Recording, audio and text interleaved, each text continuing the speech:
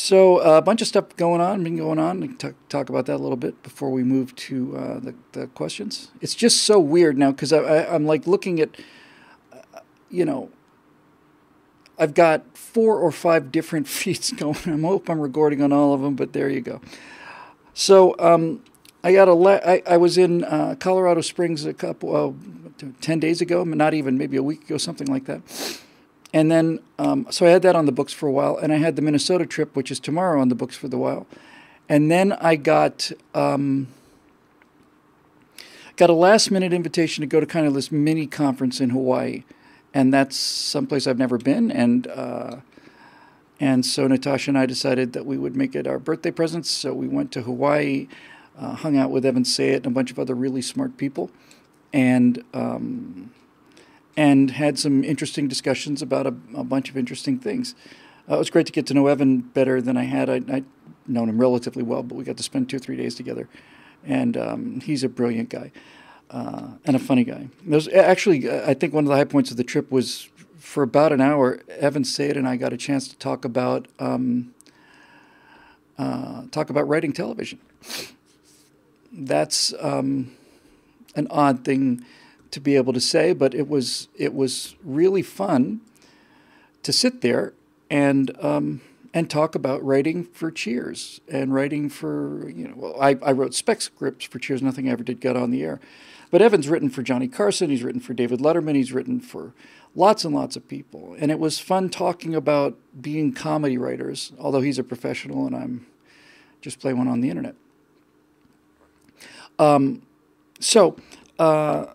We talked about a bunch of things, and this is the big idea. I think it's a good thing to like to talk about something major before we get into the questions. So last week we recorded Stratosphere Lounge. Right Angles, and I recorded my right angle about Diamond and Silk being kicked off of Facebook. Earlier that day, I'd have a conversation with somebody who knows what's going on in this business on the inside a lot better than I do. And they said that a major aggregator, I won't say the name because it's all anecdotal, I can't back these numbers up, but sounds right. A major conservative website had a staff of 63. In November, they took them all down to the Bahamas because they were doing such a great job and the revenues were great and they were getting lots and lots and lots of views. So that was in November of 2017. In February of 2018, just a couple months ago, Facebook changed their algorithms again, and I heard that they went from 63 employees in January to 7 employees in March. And when I'd seen and heard this news, I actually decided not to run that right angle because, to be honest with you, it was too much of a hair on fire kind of thing. It was, I want to say almost panicked. It was as close to panicking as I've been and not, panicked. But I was plenty worried. And I'm still plenty worried. And the reason I'm plenty worried is because this certainly is the left making a full court press. They're trying to, this is their end game. At least this is what they think is their end game, and whether it is their end game or not is going to depend on how we respond to it. But what I think is happening is they know that they're losing some stock market price, and they know that they're taking some bad publicity, and Mark Zuckerberg has to spend a couple of uncomfortable minutes under the gaze of Ted Cruz and so on. And I think that Facebook and Google, YouTube, but Facebook especially, are willing to do this, and this is what I think they're doing. I think it's like a human wave assault. They're just going to take their losses to overrun the position. They know it's going to be costly to overrun the position, but they figure if we swarm the conservatives and we do all this illegal, immoral, horrible PR stuff and shut every single one of them down, we'll take a PR hit and a financial hit, and then in a year, people won't remember anything, and we'll own all the information conduits. And I suspect that what has happened is it took them about a year to understand that the election actually happened and that it happened. It took about a year to sink in, I think. But in February of 2018, they have not just been suppressing videos and stuff. They're simply choking them out. And we're all feeling it. And we're all in big trouble financially, with the exception of Daily Wire, who's a brilliant business plan and is basically advertising based and so on. But in any event, lots and lots of people are really feeling it. And I started hearing about this from Alfonso Rachel, who I saw a month ago. And Zoe's working, as a Uber driver and stuff out in 29 Palms, because all of his fans said, "I thought you died. We hadn't heard from you. Why did you stop doing the videos?" Well, they suppressed Zoe probably even more than they suppressed me, because Zoe is so deadly dangerous to them. But just to give you an idea, because it doesn't really sink in, I have about 167,000 Facebook followers as I write this, and over 100,000 YouTube subscribers. And I'll post a video, just a short little 1 minute or 2 minute video, and it'll be seen by 6,000, 7,000 people.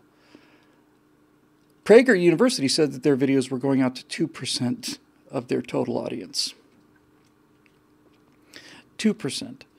So it's dire. And I am going to do a firewall about this. I don't know if it'll be the next one or the one after that, but I'm going to call it the Facebook trap. And here's basically the idea. When I got started in this, last month, December of 2002, so really 2003, was the time of the blogs, golden era of blogs. And that's how I met Steve Green and Scott Ott. Steve had Vodka Pundit, Scott had Scrappleface, and we all knew each other, and we depended on aggregator sites like Instapundit and Little Green Footballs before Charles Johnson went barking mad and all the rest to get us some traffic. But we weren't monetizing the traffic. We just liked the attention, I guess. And that was fine because the internet is uncontrollable. Search engines can be controlled. Certainly Facebook and YouTube can be controlled, but the internet is virtually uncontrollable. So what that means is if you want to go to billwhittle.com and you type billwhittle.com into your web browser, there's virtually nothing they can do to stop you from doing that. So I had felt from the time I started writing Eject that we may be able to break this cycle of civilization, this collapse, because of the internet, because for the first time in human history,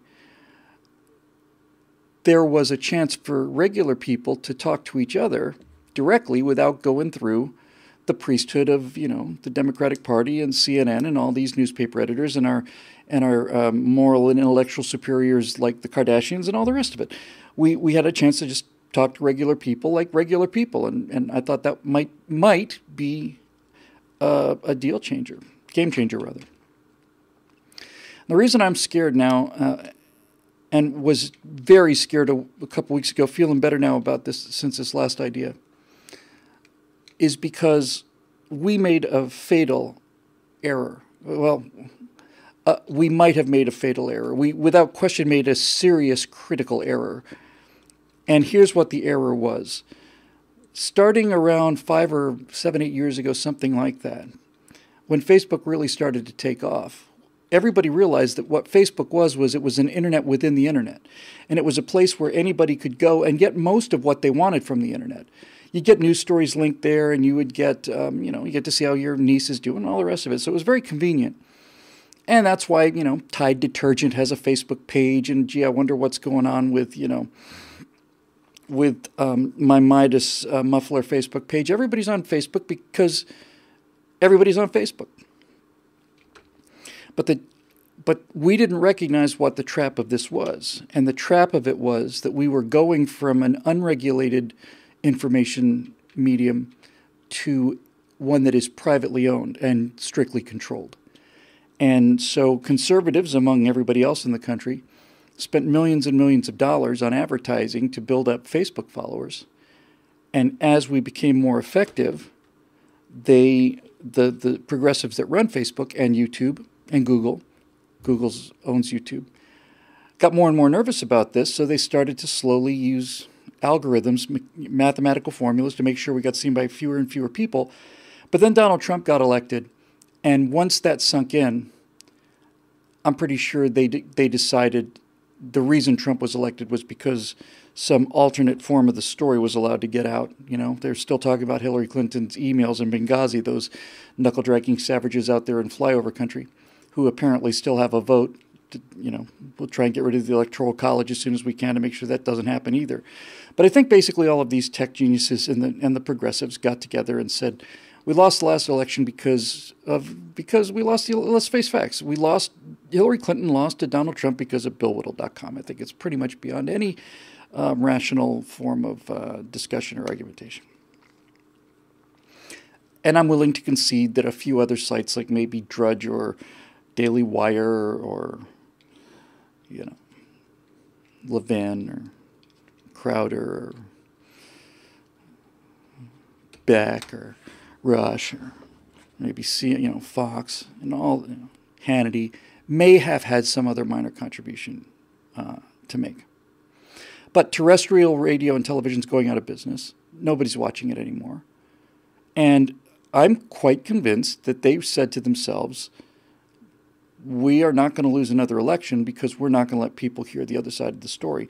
And so what they have been doing in the last couple months since February is so egregious and so open and so shameless that, like I said, I think they're just decided they're going to take a pounding, close us down, and then after that people will forget.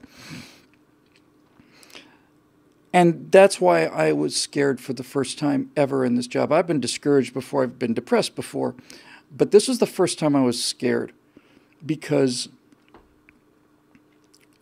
Sabo's Twitter account, gone. Diamond and Silk's Facebook account, gone. All of the followers that they built up and paid Facebook to build up, by the way, gone. And videos that I post are seen by 7,000 people when 167,000 people have signed up to specifically see the videos. And so on and so on and so on and so on and so on. Now, here's what happened when we were in Hawaii. I'm going to use the name of a company, and I'm going to talk about it as if it is the candidate, but with the caveat in advance that there may be better candidates than this. So one of the people there at this mini conference talked to me about a site called MeWe. It's advertising itself as the second generation social media site. I don't know whether they're run by conservatives or not, but MeWe is promoting itself. Its entire reason for being there, its entire ad campaign is, MeWe says, we don't own your information. You own your information. It's none of our business. We don't track it. We don't mine it. We don't sell it. We don't record the stuff that you do, and we don't censor anything you do. We're the anti-Facebook. That's what this social media site called MeWe is advertising. And again, for the sake of the discussion, for the time being, I'm going to take them at their word. So, for years, people have been saying, well, why don't we get a conservative Facebook? And why don't we get a conservative Twitter? And why don't we get a conservative YouTube? And my answer has always been, because no one will go to it. I'm not going to go to a conservative YouTube. I watch a lot of YouTube, but mostly I like to watch user-generated content. And a lot of times I'm on Facebook because I want to see what my family and friends are doing. So the trap is, and the big mistake is, that all of the conservative commentary has become so married to both Facebook and YouTube, and they are both private companies. Whether they have the legal or moral right to do it, they certainly have the physical right to do it. So we all put all of our eggs in two baskets, and then the left basically crunched the baskets.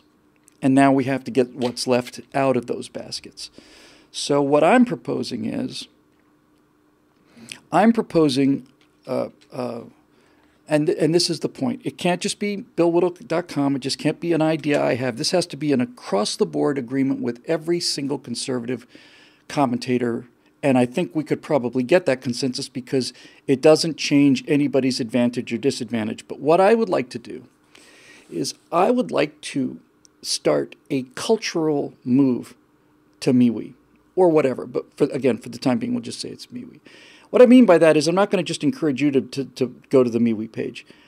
I think, given the fact that any message I send out goes to 2% of my total listener base, that this has to be something that's accomplished in the space of 3 or 4 weeks, and it has to be included everywhere. Rush needs to talk about it. Hannity needs to talk about it. Daily Wire needs to talk about it. I need to talk about it. Everybody needs to talk about it. And it needs to be a movement in the same way that, Never Again and March for Our Lives, this kind of thing. It needs to be a movement. It needs to happen quickly, because if it doesn't, network effect is going to happen, and it's just going to dry up. If we went to this alternate site piecemeal, we'd go there, we wouldn't see any content, we'd just stop going. It's got to be a colonization effort. It's actually more like a lifeboat. It really, to me, feels like, I hadn't thought about this before, but it really is like, when worlds collide, it's like, we have to get out of here. We have to get out of where we are. It's not a question of someday. It's happening now. They're shutting us down now. Everybody's feeling it. My revenues are way down. Everybody's revenues are way down. If I didn't have a membership base who believed in me despite all of my failings in terms of consistency and so on, I would have been gone a long time ago. And by the way, that membership base is immune to what Facebook and Google decide you should hear and not hear. They can control whether or not you hear it on Facebook and Google and YouTube, but they can't put me out of business as long as I have a member base. So, I think this thing needs to happen quickly, and I think it needs to be a thing, and I think it needs the kind of publicity that you get when there's a thing, and I think we need to put all of our differences aside on this. I'd flip a coin. I don't care where it is, but the two things that would kill this idea would be if it happens so incrementally that there's no content for a while and the network is too small. And the other thing that would kill this idea would be if all of the conservatives decide to go to an alternate, instead of one alternate site, they go to 8 alternates. I like MeWe, I like Gab, I like this, I like mine. And big argument about where we go. And then the whole audience is split into different pieces. But I think we need to make a move while we still have a chance to get the message out to people somewhere. And it can't be something I do. A site of this size is an enormous software and hardware hurdle. And maybe it's not. In fact, one of the reasons I wanted to talk about this was I want to have people come up with some suggestions about maybe where this is. But my point is, we need to move. And here's Vero. All right? I'm going to write that down there, Mr. Blake. And I'll take a look at that in a minute. So Vero, MeWe, whatever. I'm going to go with MeWe because that's just the name I had in my head. And I knew there would be better candidates. I'll take a look at it. So here's the thing, though. Here's the thing. Sometimes the simple thing is the hardest thing to see. And for me, I never thought this would work because I could not imagine people giving up Facebook to go to something like this, which is essentially going to be a wasteland for a while. And then I realized that this was my big mistake. And the assumption I made was that people would leave Facebook. They don't have to leave Facebook. So the way this model would work would be like this. We'd continue to post on Facebook and YouTube. And we would also include links to the MeWe post or wherever it goes. And we would basically say, oh, by all means, keep your Facebook page. See how your nephew and niece is going. But if you want to actually hear the news you think you're getting, you need to check this page once a day or once every other day, because this is where the stuff actually is uncensored. And I think just the act of it, and this is the part where the showmanship comes in, the act of it is the thing. It's got to be a social thing, or else it's just another little idea. But if half the country got up and moved because we were sick and tired of being censored and paying money so that we could be censored and making billionaires out of these people so that they could censor us, and we would continue to post on Facebook, we'd continue to post on YouTube, but we would also post on MeWe and we'd also post on Vimeo or Twitch or whatever. And Cranky T-Rex says the only way to work is if somebody's going to flush a ton of money into it. We can't flush it. There is no ton of money to be flushed into it. That's a whole nother discussion. It can't take a ton of money. It just has to be something that everybody, that rings a bell like everybody, and have them go, yeah, okay, this is a good idea. And anyway, that's what I've been thinking about. And it gives you the sense that it is almost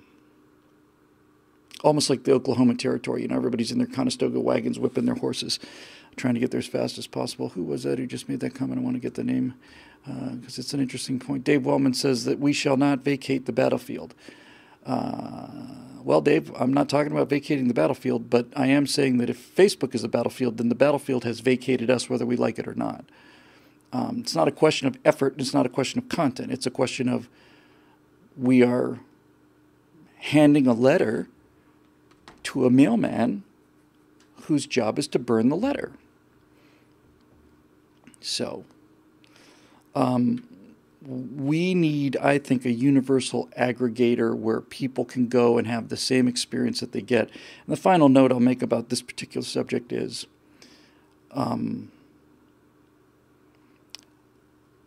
I think you would basically say to the existing followers and subscribers and all the rest of it, we've been talking an awful lot about shadow banning of our content, and you probably think that means that, okay, you're not getting the Prager videos or the Bill Whittle videos or the Daily Wire videos that you signed up for. But it's worse than that because of two things.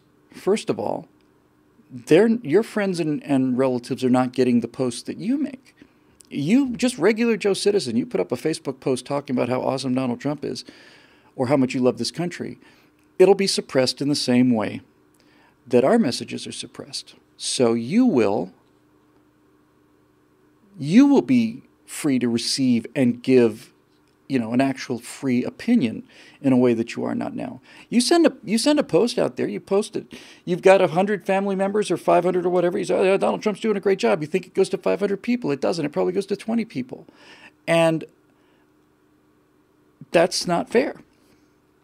And it gives us the illusion of being in the fight when we aren't. We've been just choked out of it.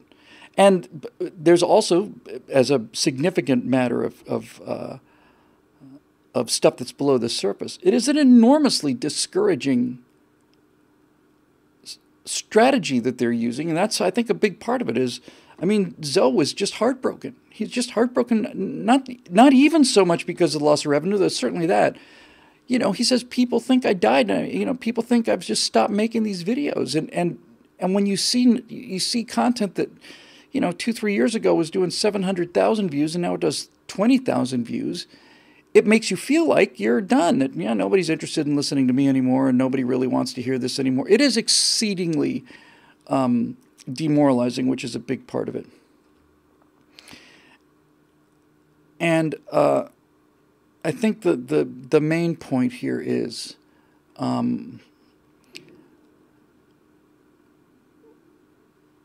it is almost unbearable for me to constantly run up against this what is our return on investment argument from conservative donors. It is, the part that makes this so tough is I understand it. I really do. I understand it. And needless to say, I'm a champion of capitalism and reason and reality and all these things. These are the things that I promote. This is what I talk about. And so when you try to raise money for conservative ammunition in this fight, because this is where the fight is, they're not coming with guns, they're coming with stories. Try to raise ammunition for this, and you'll hear things like, well, I don't think it's a good fit for my company, or I can't really get the metrics, not really sure how much I'm getting for my dollar's worth, and so on.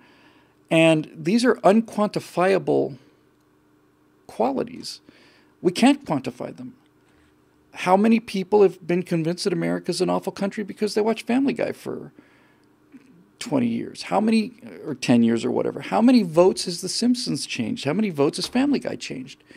There's no way to tell, but the answer is many. And you try to explain that, look, as far as the tea leaves show me, here's what the future looks like. You either give the people who are on the lines of this battle, on the story battle, the narrative battle, because they're not coming for your money with guns. They're going to vote your money away. They're going to vote your money away. They're not coming at you with tanks to take away your house. They're going to take away your house through votes. They're just going to confiscate it through votes, through legislation. And we have to change the way people vote. And that means changing their minds. And that means that I'm the front line and not your AR-15. Don't sell the AR-15, by the way. So when we ask for ammunition, we don't get it. And so I have to explain why this is why your choice is basically this. The future is going to be one of two things. You can either part with some of your money now. You're not going to get a cash return on this. Is not an investment. It's a donation. Just face it. It's what it is. This is not an investment, and you're not going to. It's not a. Your accountant may not say it's a wise investment because it's not going to return any money. But you either make that investment now and give us the ammunition while there's still a fight to be had, or you don't. And if you don't, then you are defunding your military, and then you will lose all of your money. So I think that's pretty much it. You can lose a little money now, donate it to the cause of fighting this enormously wide and huge blue ocean that's exceedingly wide and a couple millimeters deep. Or you can just look for a good return on investment, and by all means do that, because that just means that you're going to have a little more money for the Occupy Wall Street savages when they come and take your stuff. Since I can't add graphics into this, I'm sorry to have to do it this way, but it is an extremely potent reminder of where we are. So I'll use this to tell you a story, and then we'll do a couple questions.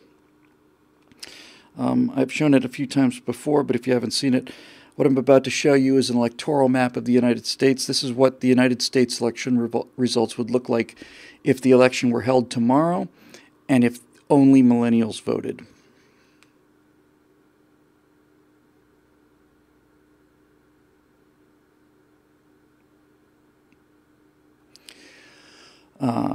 Republicans capture Utah with its 6 electoral votes, I think that is. Yep. And the Democrats get everything else. And they win the election 532 electoral votes to 6. This isn't a projection. This isn't a worst-case scenario. This is not me trying to scare you into what the world would look like if you don't become a member at BillWhittle.com. None of that nonsense. According to polling data over multiple sources, this is what the country looks like right now for millennials and younger. This is the country we live in right now. So my question is, why is this map so blue? Let me just get it in there so you can see just how much blue there is on that blue map there. Why is it blue? Is it blue because this is such a tremendously popular political philosophy? Is it blue because it's all about freedom and a better life for people? No, it's none of those things. Is it blue because it's more fun? No, it's a lot less fun. It's a lot less of everything. It's a much worse place. But it's blue, folks. The answer to your question is very simple. The reason this map is blue is because the left paid for it to be blue. And when I say paid for it, I mean they put in the work, yes, but they really, really put in the money. And this is something that I simply cannot convince conservatives of. But let me give you a try here, because I need to sharpen this pitch and just keep going at it. I will tell you a story now that it's all over, and I think it's an interesting story because I think it does show what you buy when you buy influence, when you pay money for people like me. Here's how it works. George Soros recently moved, was it 12 or 14 billion dollars into the Soros Foundation, and that $14 billion joins a previous 12 or something like that. And it was something like 25, 26 billion dollars that one person, that's not Zuckerberg and it's not Bezos and it's not Hollywood, it's none of them. It's just one guy has put $25,000 million into various social change activities. Hollywood makes movies that tell people how to vote, comedy, music, put all that aside. Let's just look at George Soros. So George Soros puts $25 billion into these cultural things. And a Republican would ask, well, what is his return on investment? And up until now, I would have said, well, it's a blue map, but that doesn't make any sense to conservatives. But this probably will. What does George Soros get for his $25 billion? Well, property taxes in Illinois are now 3 or 4 times what they were before. And people are selling their houses because they can't pay the property taxes on them. They're selling them for half of what they're worth or a third. So there's an enormous flood of money coming into the socialists in the state government of Illinois because property taxes have tripled or quadrupled in the last 10 years. That's an enormous source of money. Huge. And they plan to do the same thing everywhere. So where's Soros's money come into this? Well, here's how it works. Among the many things, 125, 130 things that George Soros puts money into, is an organization called Media Matters. And Media Matters is founded by a guy who's certifiably insane. I mean, I'm not just my opinion. I mean, the guy's been like hauled away in a straitjacket kind of thing. And Media Matters' job is to hire people to look at what every single conservative commentator says and then find a way to skewer that person, to destroy them if they can, using their own words. So there's probably 5,000 hours, more or less, of me speaking just openly about what I think. There's probably 5,000 hours of me speaking my mind on the internet. And Media Matters was paid by Soros to have people go through pretty much everything I've said.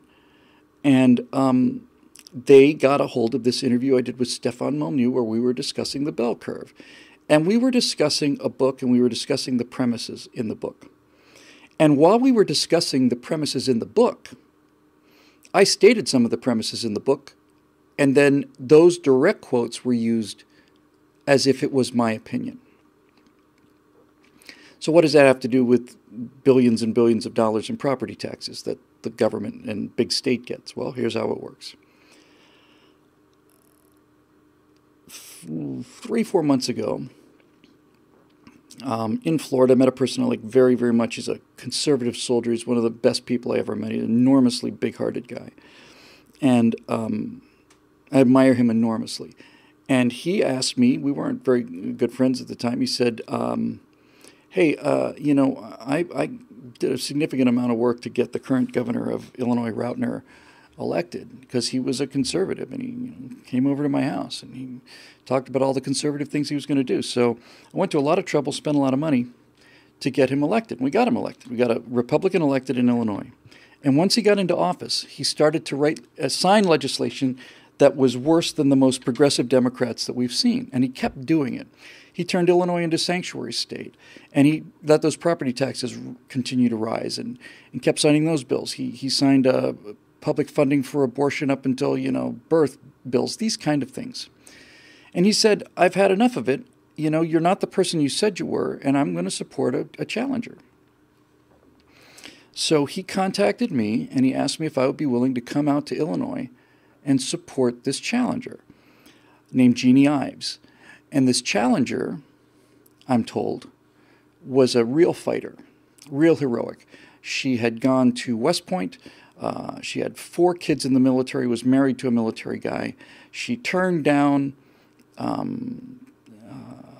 pensions that she was entitled to as a state legislator because the state didn't have any money and so on. I said, that's it, man. That's exactly the kind of person that I want to be associated with. I'm in. I'm happy to do it. And without having ever met this person, I put my name and my reputation and my face on promotional material for Jeannie Ives. 3 weeks before a fundraiser was going to be held in Illinois that I was not just the featured speaker on, I was the guy. And I used my name and influence to try and get as many people out to this fundraiser as possible. So we fly out, Natasha and I fly out to Illinois the day before the event, and then the day of the event, we get to the venue about an hour and a half before it's supposed to start, and about 45 minutes before the event, the person who invited me gets a text, and he texts back, and he gets another text, and he gets up and walks away for a while. Okay. And he's gone for quite a while, 20 minutes, something like that. And he comes back to the table, and here's what he says.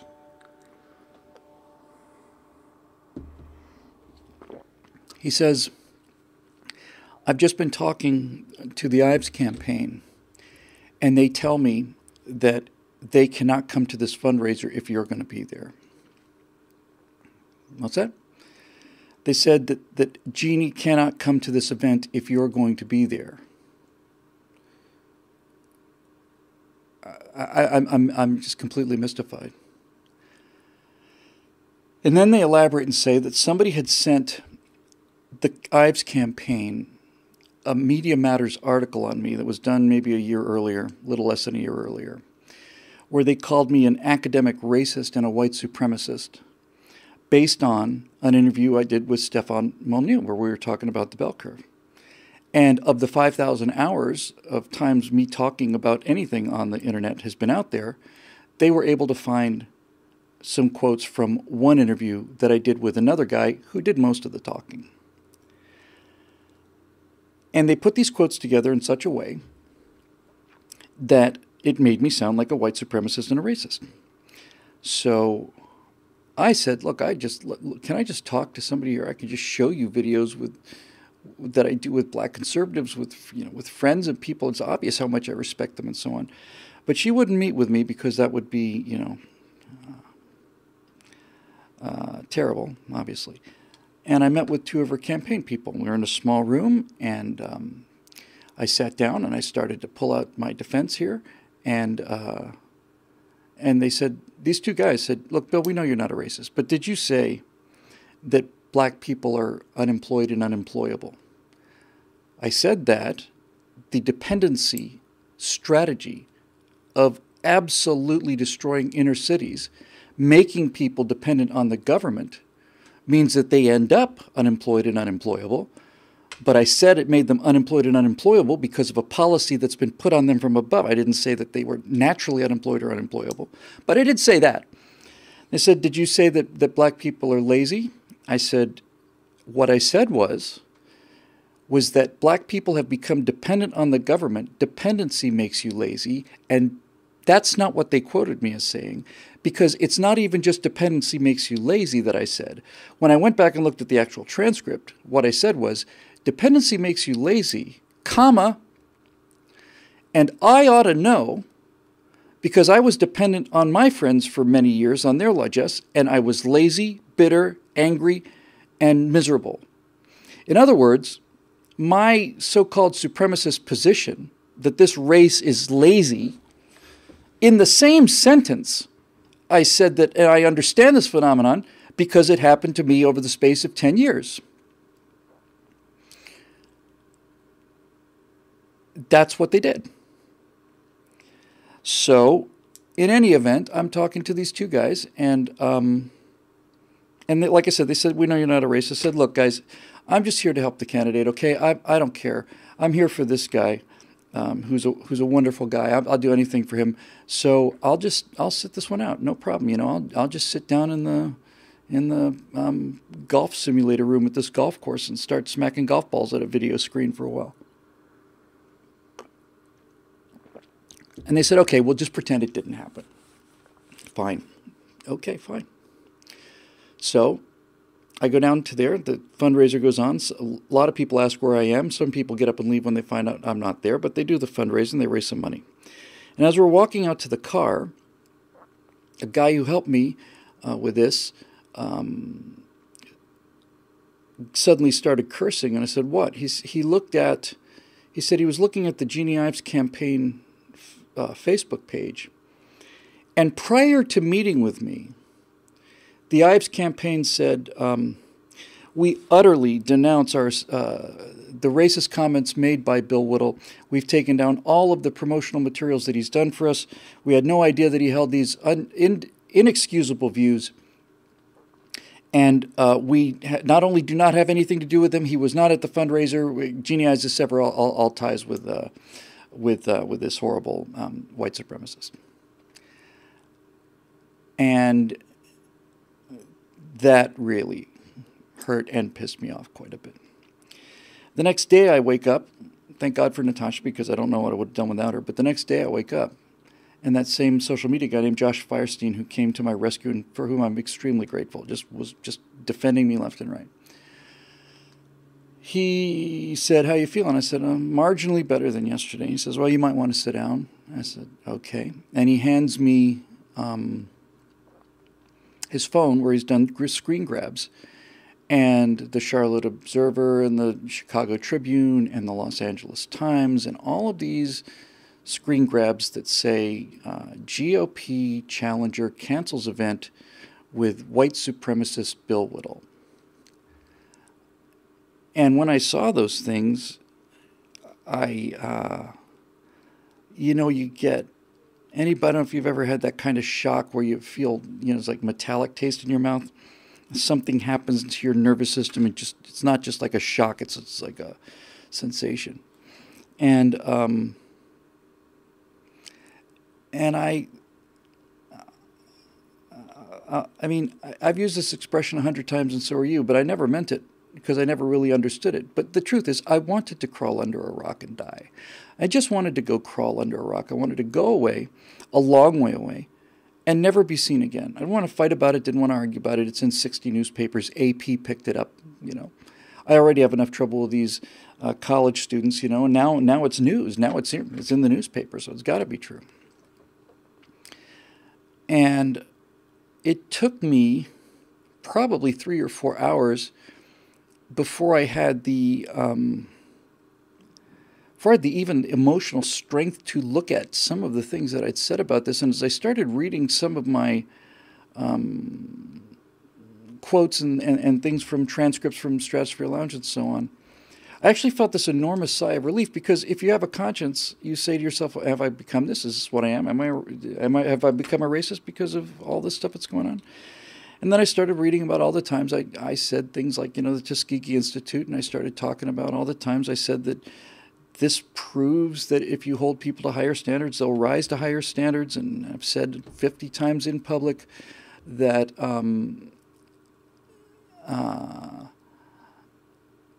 that I think Booker T. Washington's one of the 3 greatest Americans that ever lived, and so on and so on and so on.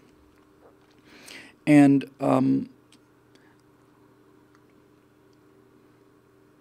I come back to L.A. 2 days after I get back. I was scheduled to have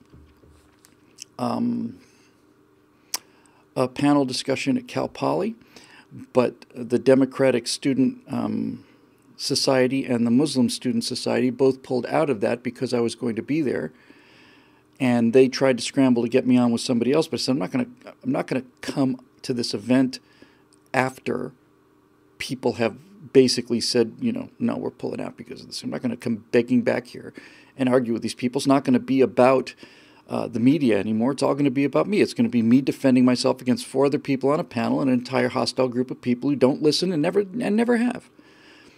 So that cost me a significant amount of money. A couple of other events cost me a significant amount of money, and a couple of events started saying, we don't know if we can go through with this and continue to have you come and be the host of this event or whatever. Shortly after this, I went to an event in Tucson, and the event went very well. And after it was over, I went up to the organizer of the event and I said, I want to thank you for sticking with me, That really means a lot to me, especially right now. And he said, look, Bill, we'd all heard about it, and we'd all gotten emails about it, and there was some concern about it. There was a little froth going on. But 3 or 4 of the organizers of the event and I sat down and we looked at the Stefan Molyneux interview that they referenced, and we could tell in 3 minutes that this was a fake news story, that there was nothing to it. We could tell within 5 minutes that that there's there's nothing racist at all about what you were saying. So, well, I thanked him for going to the trouble of doing that. So here's my point. Jeannie Ives lost the primary by 2 percentage points.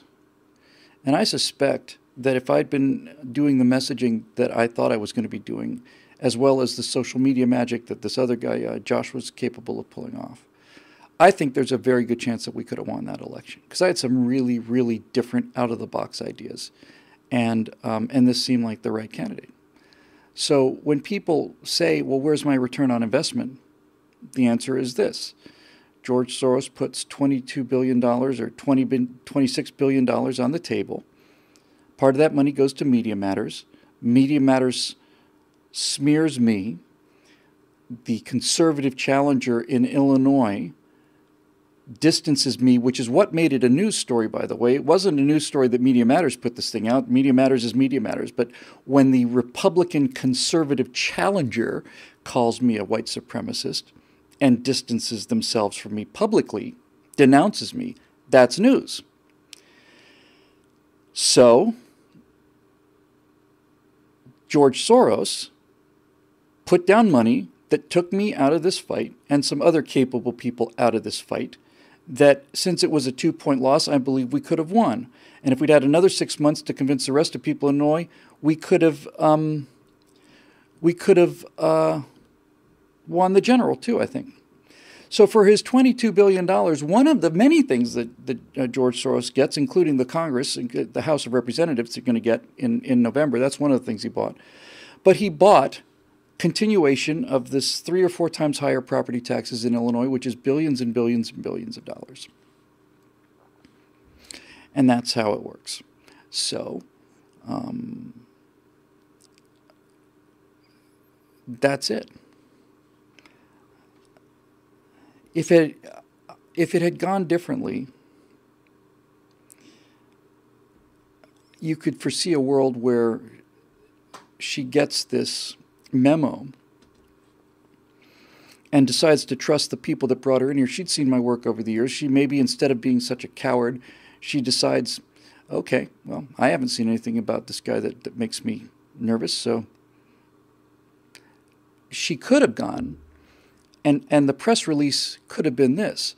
The press release could have been Bill Whittle, who is a kind and gentle person, doesn't have a mean bone in his body, is being maliciously slandered in order to take him away from my campaign because they know he's a danger to them. And so he's been slandered by Media Matters, and he's slandered in the same way that Rush Limbaugh is slandered, and Donald Trump is slandered, and Glenn Beck is slandered, and everybody's slandered. The way I've been slandered, the way I'm going to be slandered, and so on. So instead of me doing this and backing down to these low-life, miserable bastards, we're going to make it a campaign issue. This is how the left destroys people, by telling lies about them to get them to shut up. And Jeannie Ives, I'm not going to shut up. I'm immune to this. I don't care what they call me. If she had actual courage, that's what she would have done, something like that. But she didn't. She ran, and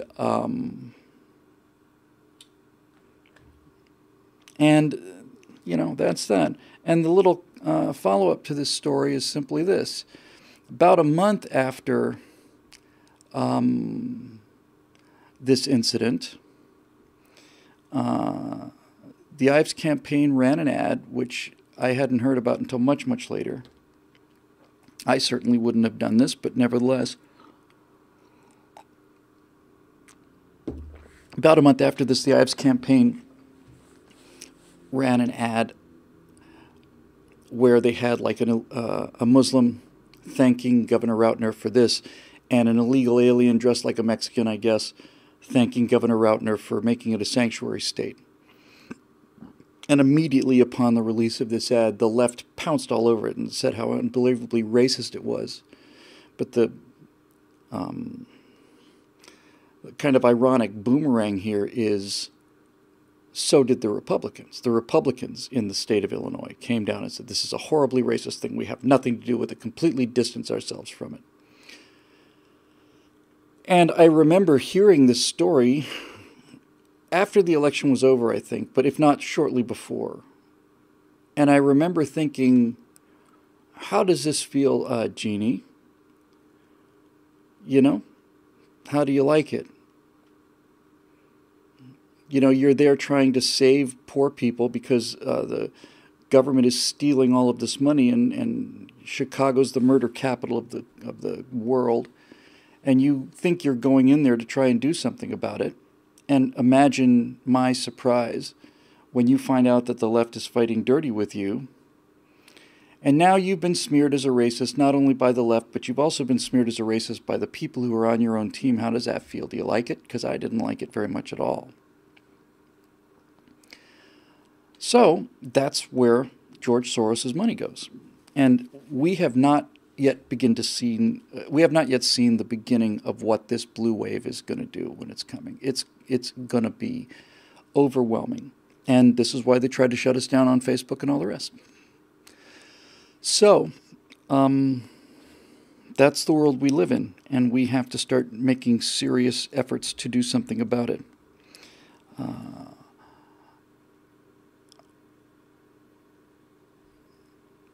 I don't know what to say beyond that.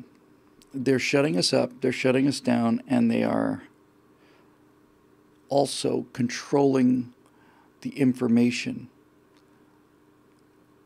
that that we could use to win this fight. So, you know, and this is the last thing I'll say on this particular subject. We'll take a few questions. I can't be here too late. I've got a couple of right-angle thumbnails I need to do before I go home, and I'm leaving again tomorrow. But basically, there's one more thing I want to say about this. I spent a lot of time, obviously, this last year working on these video game things and these computer graphic things.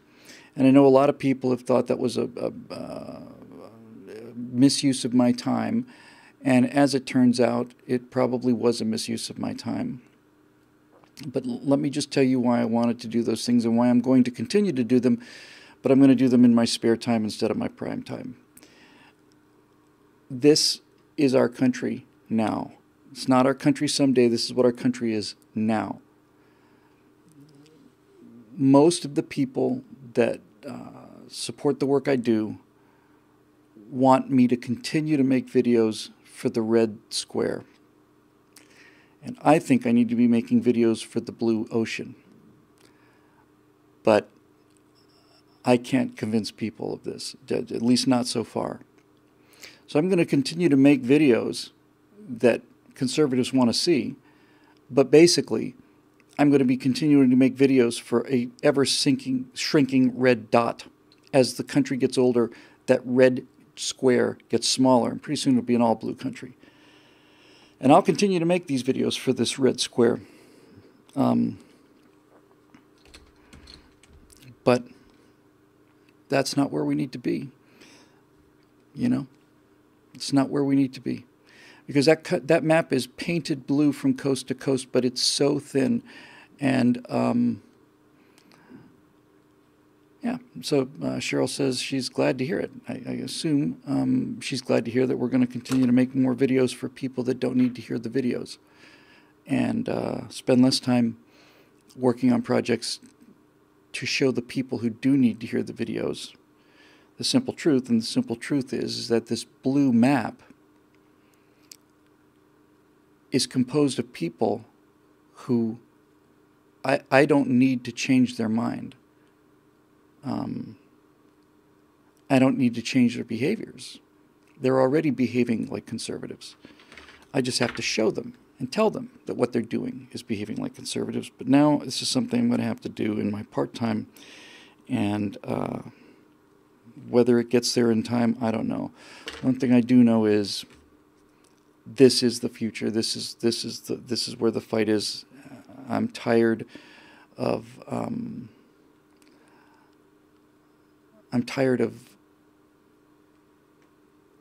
buying biplanes and muskets and bronze cannons on sailing ships. I'm tired of spending resources on those kind of weapons.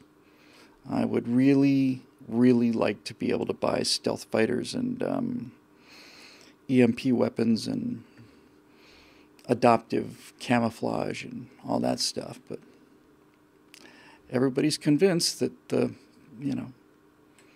the Kaiser's going to be sailing his battle fleets over the Atlantic, so let's build some battleships before it's too late. And that's very disheartening. Anyway, that's been what's happening for the last couple of weeks.